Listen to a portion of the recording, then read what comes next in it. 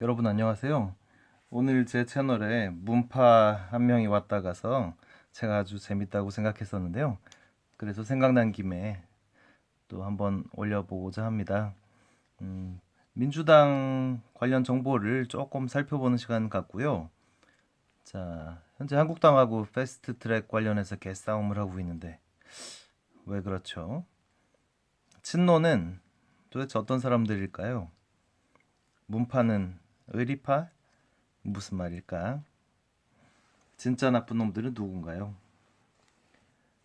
자, 몇몇 분들께서 저보고 뭐 노래를 잘 부를 것 같다 이런 얘기를 하셔서 제가 별로라는 걸 이따가 한번 보여드리겠습니다. 우선 민주당 관련 정보를 한번 살펴보겠습니다. 자, 위키백과에 나와 있는 더불어민주당 관련 자료고요. 자, 우측에 보시면 현재 당원이 350만 명인데 권리당원 170만 명, 일반 당원 180만 명입니다. 18년 기준이라서 현재는 조금 더 늘어났을 거로 보이고요. 대표는 이해찬, 최고위원 박주민 등등이고요. 알고 보면 역사는 2014년 3월부터 시작이죠. 자, 현재 의석수를 보시면 국회는 300 중에 128석, 광역단체 17개 중에 14개, 기초단체는 많이 가져가고 있죠. 광역의원도 상당히 압도적이고요. 기초의원은 과반을 살짝 넘고 있습니다. 현재 제1당인 것은 분명하네요. 새정치민주연합이 결국 더불어민주당으로 개명을 하게 된 것이고요.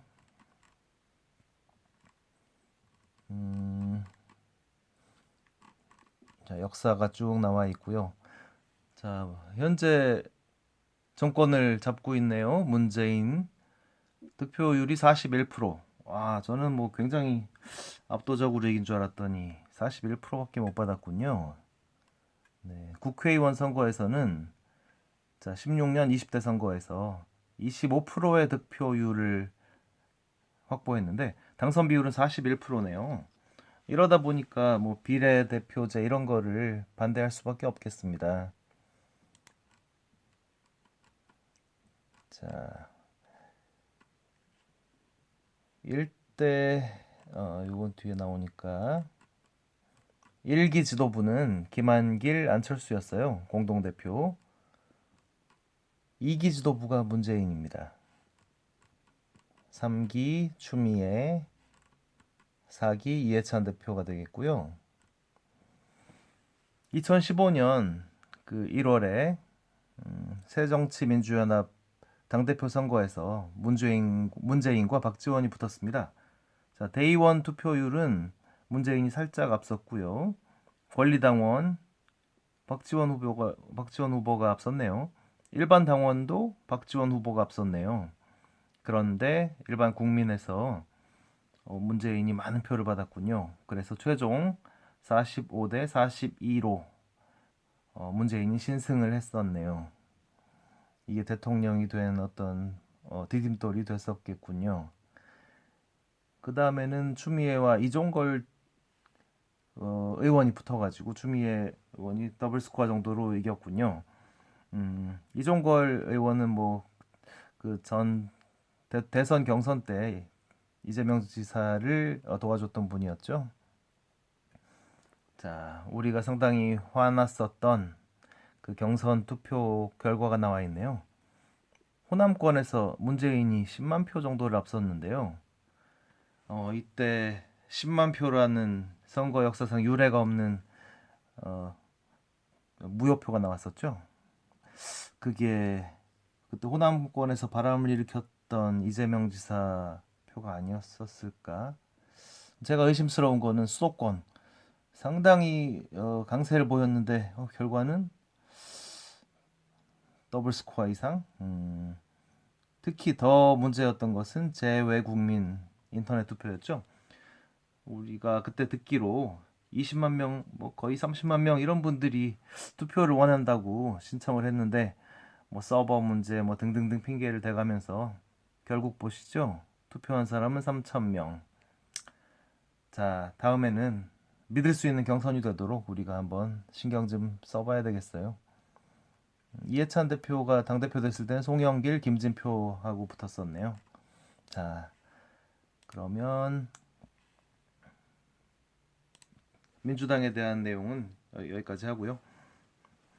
현재 패스트트랙 가지고 개싸움을 하는 숨은 의도가 있지 않을까 제 생각을 한번 말씀드려보면 어떤 상대방이 정당한 내용으로 싸움을 걸어왔을 때 그러니까 어떤 강력한 공격을 걸어왔을 때 그 공격을 정당성을 무력화시키기 위해서는 막싸움 전국으로 유도할 필요가 있다. 막싸움 전국에서는 뭐 예를 들어서 드루킹 같은 정당한 내용을 가지고 공격해도 그것이 이제 막싸움의 하나인 것처럼 그렇게 보이는 효과. 이것은 뭐 정략적으로 충분히 이용할 수 있는 효과라고 생각합니다. 자, 다음 친노는 도대체 어떤 사람들인가요? 노무현 대통령이 당선이 됐으면 그를 응원하시던 분들은 이제 다 생업으로 돌아가시고 노무현이 잘하기를 응원했고 이런 건데 자, 딱히 돌아갈 데가 없는 사람들 그냥 정치판에 계속 남은 사람들이죠. 이 사람들이 이제 물론 뭐 진짜 정치를 잘하는 사람도 있었겠지만 그냥 시정 잡배 뭐 정치 몰입에 정치 자영업자 이런 사람들이 많이 남았던 거예요. 이 사람들은 이제는 정의 구현 이런 게 중요한 게 아니죠. 정치가 직업이 돼 버린 거예요. 그러니까 자리를 잡아야 되고 정권을 창출해야 되고 자기들이 믿는 사람이 돼야 되고 뭐 이런 그냥 정치 세력화돼 버린 거죠. 그러니까 노무현 정신을 얘기하는 것은 일반인들이 얘기하면 말이 되지만 이 사람들이 노무현 정신을 얘기하는 건 그냥 영업하는 거다. 예, 이렇게 보시면 되겠고요. 자, 문파는 의리파. 이게 무슨 말인가요? 문파들이 진짜 거의 맹목적인 충성을 다하고 있죠. 이 사람들 세뇌된 게 아닌가 싶을 정도예요. 근데 지금 문재인 정권이 내치, 외치 등에서 뭐 많은 실정을 하고 있고 인기가 지지도가 바닥을 치고 있고 근데 물론 뭐 여론조사상에는 그렇게까지 드러나진 않고 있습니다만 음, 그런데 이 사람들은 결코 문재인을 떠날 생각이 없는 거예요. 자, 우리가 이재명 지사가 핍박을 받을 때 같이 막 억울해하고 또 같이 비참하게 느끼고 이랬던 상황을 자, 이 문파들도 이제는 느끼고 있지 않을까. 어떻게 보면 좀 불쌍하기도 하죠. 근데 이 사람들이 촛불 전국 등을 거치면서 뭐 적폐청산, 나쁜 놈들 때려잡자, 혼내주자, 뭐 이런 싸움만 해봤던 거예요. 사실 어떻게 하면 나라를 바로 세우고 정의를 바로 세우고 제대로 된 경제, 제대로 된 인사 등등에 대한 뭐 이런 생각을 거의 못했던 것 같아요. 그리고 뭐 수준을 보면 굉장히 저급한 표현들을 많이 쓰면서 그러니까 좀 그런 사람들이 많이 남아 있었던 것 같아요. 그런 사람들이 또 의리가 있는 것 같아요. 어, 그런 사람들이 자 밑에 있는 진짜 나쁜 놈들 이 사람들한테 이용을 당하고 있는 것 같습니다. 진짜 나쁜 놈들은 청와대에도 몇 명 숨어 있는 것 같고요. 민주당 내에 친노 친문이라는 이름으로 또 남아 있는 것 같고 이 사람들이 그 여론 조작의 미련을 못 버린 것 같습니다. 그러니까 그 위에 있는 그 문파 어떻게 보면 그냥 순진한 사람들이죠. 이 사람들을 이용해서 하는 것이고 결국 문파나 친노 친문이나 다 문재인 정권과 운명을 같이 할 거로 보이는데 자 이걸 이렇게 전체적으로 말씀드린 이유는 이 사람들이 무슨 한국을 좌지우지할 만한 대단한 세력, 대단한 것들이 아니다. 현재 자리를 잡고 있을 뿐이다. 우리가 충분히 음, 이겨내고 혹은 뭐 설득하고 보섭하고 할 수 있는 존재들이다. 이런 말씀 드리고 싶었고요.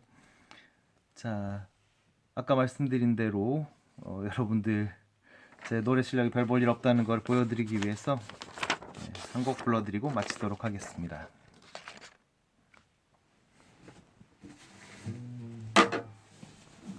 김광석 씨의 그녀가 처음 울던 날.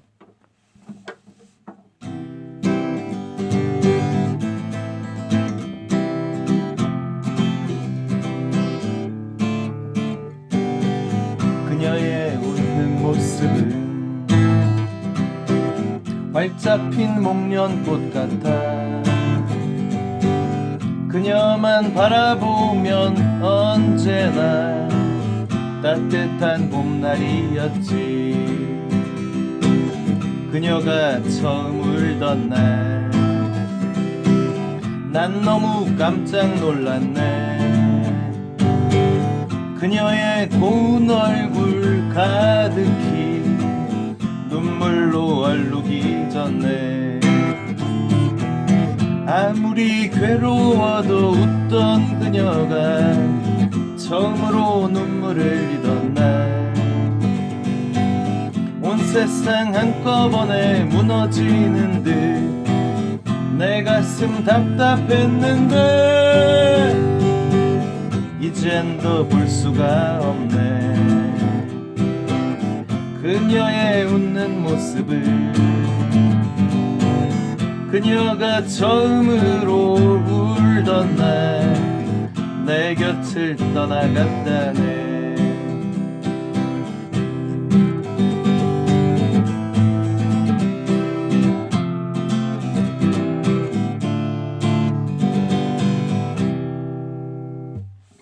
여러분 감사합니다.